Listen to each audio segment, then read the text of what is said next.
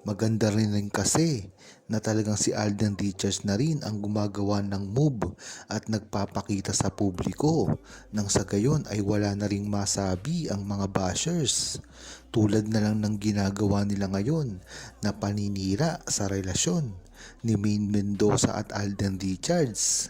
Hindi naman dapat kasi ito mangyayari kung hindi nila gustong sirain si Maine Mendoza at Alden Richards para lamang mapalitan nila ito ng kanilang mga iniidolo.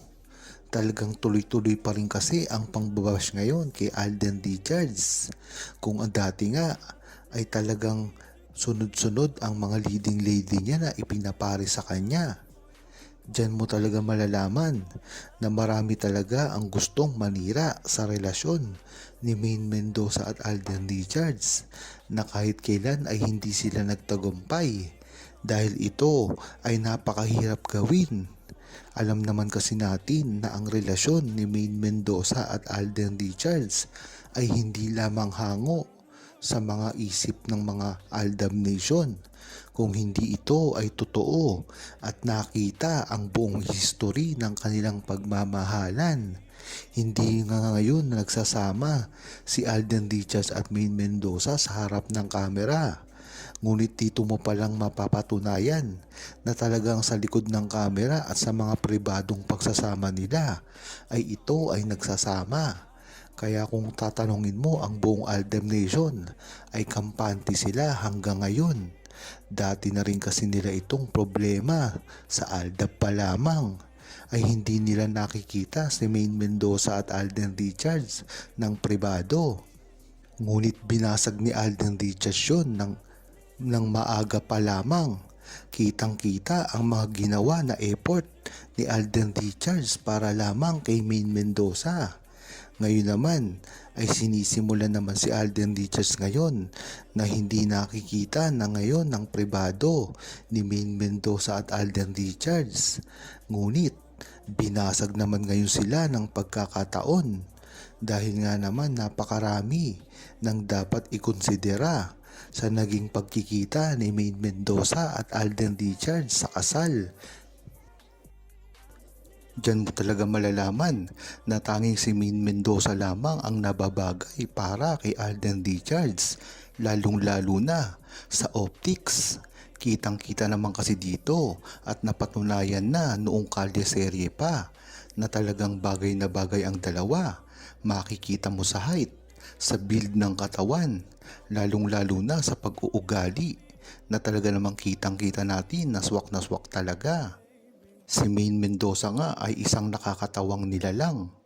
Napakakulit at talagang napaka-agresibo na kontrast naman kay Alden Richards na napakatahimik. Hindi mapalabiro at tamang kinig lamang. Kaya dyan mo talaga malalaman na swak si Maine Mendoza at Alden Richards. Para nga ito na match made in heaven na dati pa nilang titulo. Hindi kasi sila nagsasapawan, hindi katulad ng parehong madaldal na babae at lalaki.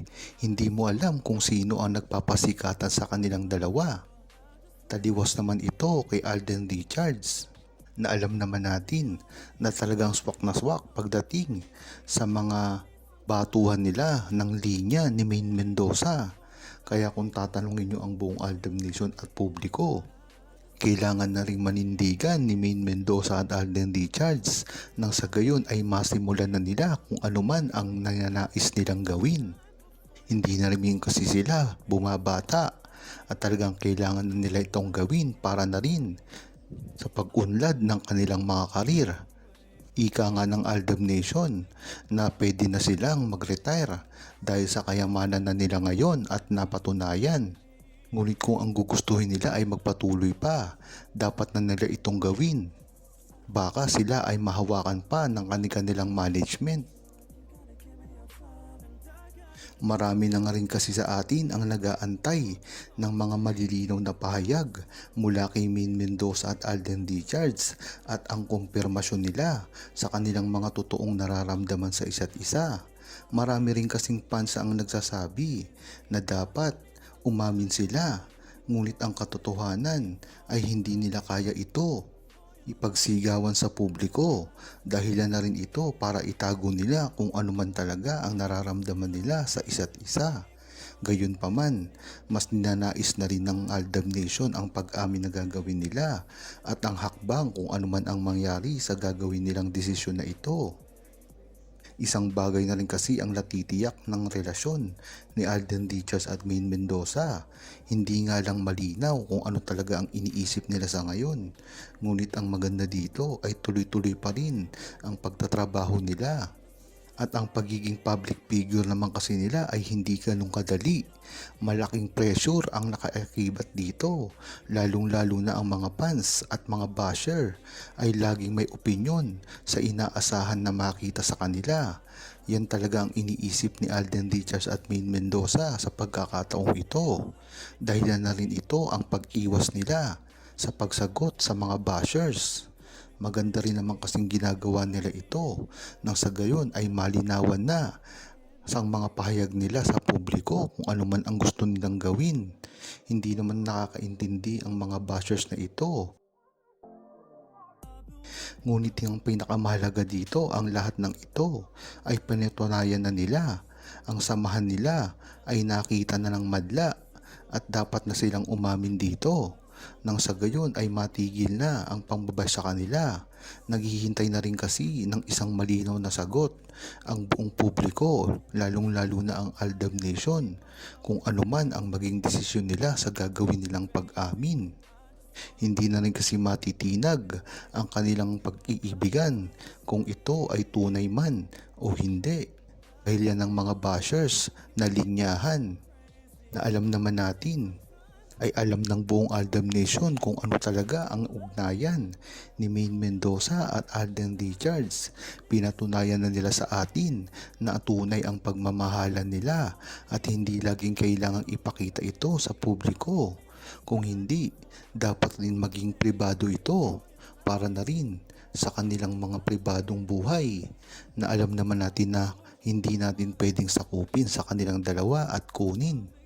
Yan na lamang ang natitirang buhay ni Maine Mendoza at Alden Richards pagdating ng pag-aartista. Ang iwanan sila para magawa kung ano man ang gusto nila sa kanilang tagong oras.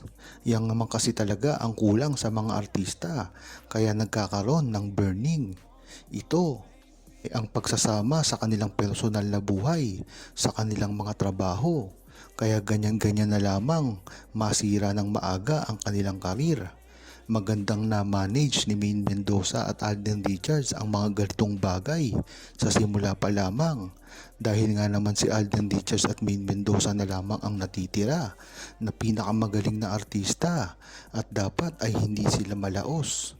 Dahil ang mga papalit sa kanila ay mga wala ng kwenta.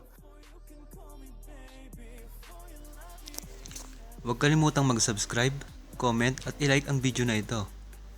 Thanks for watching!